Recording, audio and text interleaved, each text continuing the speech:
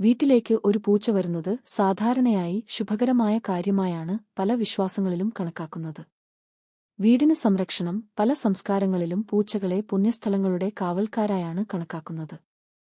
അതിനാൽ ഒരു പൂച്ച വീട്ടിലേക്ക് വന്നാൽ അവിടെ ആധ്യാത്മിക ചൈതന്യം നിറഞ്ഞു നിൽക്കുന്നു എന്നും അത് ഒരു സുരക്ഷിത സ്ഥാനമായതുകൊണ്ടാണ് പൂച്ച ആ സ്ഥലം തിരഞ്ഞെടുത്തതെന്നും വിശ്വസിക്കപ്പെടുന്നു.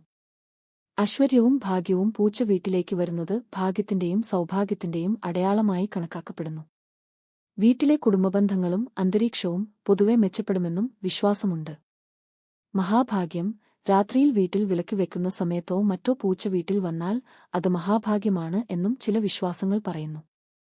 പൂച്ചകൾ സാധാരണയായി സമാധാനത്തിന്റെയും ശാന്തതയുടെയും പ്രതീകമാണ്.